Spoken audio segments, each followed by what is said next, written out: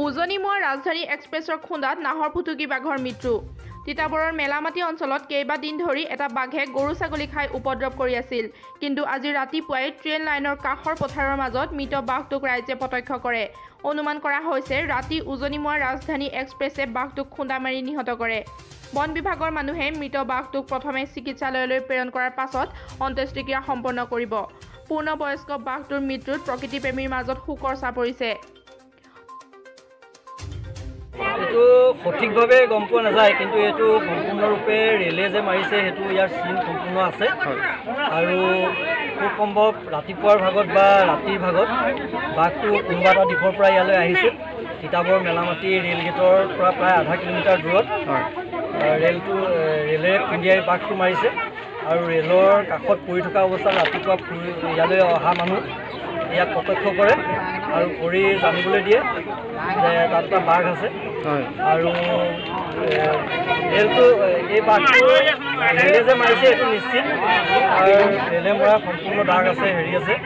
আৰু দুদিনমানৰ আগলৈকে ইয়াৰে সমীপৱৰ্তী হেঙি অঞ্চলত আৰু দখলাটিং বাগানৰ এটা অঞ্চলত বহুতো ছাগলী এইবিলাক মাৰি আছিল।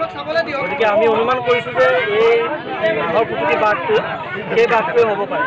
আৰু বাঘটো আমি ইতিমধ্যে দেখিছোঁ যে এইটো এটা মাইকী বাঘ, হয়তো ইয়াৰ পোৱালি বা হেৰি থাকিব পাৰে।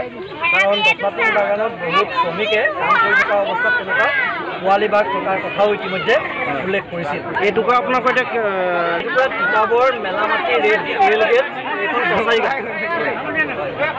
যোৱা ৰাতি ইংৰাজী 20 তাৰিখ ৰাতি ট্ৰেইনে আঘাতপ্ৰাপ্তৰ পৰা বাঘটো আপোনাৰ মেলামাটি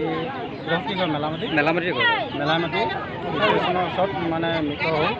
গতিকে ৰাইজৰ খবৰ দিয়াত আমি আহি ৰেলৰ খুন্দাতে হৈছে আমি আহি আমাৰ ৰাইজৰ পৰা বাঘটো নি মেডিকেল কৰোৱাই অৱশেষত আমি তাক আমাৰ আপোনালোকৰ যিখিনি যাৱতীয় মানে অন্তঃসত্ত্বা ক্ৰিয়াৰ কাৰণে যিখিনি আপোনালোকে কৰিবলগীয়া কাম সেইখিনি ইতিমধ্যে বাঘটো আপোনাৰ পষ্টমৰ্টম কৰা হ'ব নেকি? পষ্টমৰ্টম কৰিব লাগিব। আৰু বাঘ আছে বুলি আপোনালোকে সন্দেহ কৰে নেকি? বাঘটোতো নাহৰ ফুটুকী বাঘটো জেগাই জেগাই প্ৰায় আছেই, নাইকিয়া বুলি নকওঁ আমি। বয়সটো কিমান হৈছে? বয়সটো 4-5 বছৰ। 4-5 বছৰ ন? আচ্ছা, গাভিনী নেকি? গাভিনী বুলি এতিয়া মই ক'ব নোৱাৰোঁ, কাৰণ ট্ৰিটমেণ্ট কৰাৰ পিছতহে কৰা হয়। ডক্টৰে চিনাক্ত কৰিব গাভিনী নেকি। আমি ইমানো নাজানো। হয়। কাৰণ মৃত হোৱাৰ পিছত মানে বাঘটো খুলি গৈছেতো। হয়। যদি জীয়া অৱস্থাত থাকিলেহেঁতেন তেতিয়া গাভিনী বুলি ক'ব পাৰিলোহেঁতেন। এতিয়া মেডিকেল কৰাৰ পিছতহে গম পোৱা হ'ব। ঠিক আছে। তিতাবৰৰ পৰা প্ৰকাশ বৰাৰ ৰিপৰ্ট, দৈনিক টাইম।